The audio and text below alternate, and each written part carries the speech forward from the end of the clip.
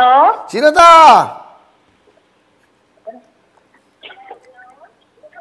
Hello, Kuya Will. Nakita mo.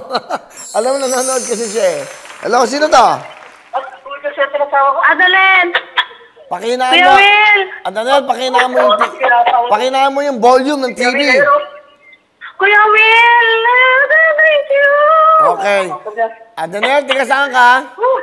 Taga Iloilo, Kuya Will! Uy, magandang Kuya hapon. Will! Mga tiga Iloilo. Thank you! Tinawagan niyo po ako, Kuya Will! Okay. Okay. Ilang taon ka na ba? Adanel. Putito, Kuya Will! Okay. O, sige. Okay lang. Sige lang. Okay. Nasaan ka ba ngayon? Kuya Will, dito po ako sa Cavite, Kuya Will. Matagal na po akong nag-aabay na matawagan niyo po, Kuya Will. Okay. Tiga Iloilo ka, pero nasa Cavite ka ngayon. Opo, Kuya Will. Wala na po akong trabaho, Kuya Will. Ano ba dati mong trabaho? Kasamahay po, Kuya Will. Hindi, ano dati mong trabaho?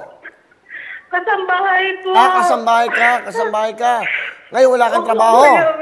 Wala po, Kuya Will. Gusto ko po umuwi kasi po may sakit po yung apo ko, Kuya Will. Kailangan po yung pambili ng gamot. Yung apo nyo may sakit. Kayo po isang kasama. Ilang taon na po ba kayo, nanay? Adeline?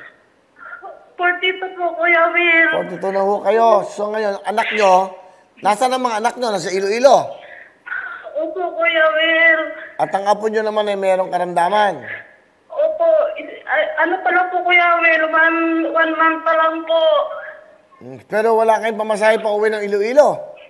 Wala po, Kuya Will. Gusto ko po, umuwi po. Alam po akong pamasahe, Kuya Will.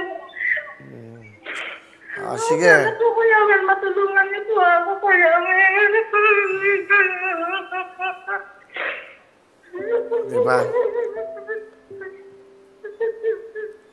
Okay, magalala. O, nandito yung programang Wawawin. Nakatutok naman kami para sa pangangailangan nyo. Di ba? Maraming salamat po, Kuya Will. Okay. Asan ba yung inyong asawa? Po? Yung inyo pong asawa, yung mister nyo. Wala na po akong asawa, Kuya Will. Biyuda na ho kayo? Opo. Sige. Anong gusto nyo sabihin sa inyong mga anak, sa apo nyo? Tinawagan na po ako ni Kuya Will. Makakawin na po ako. Kasama ko na kayo.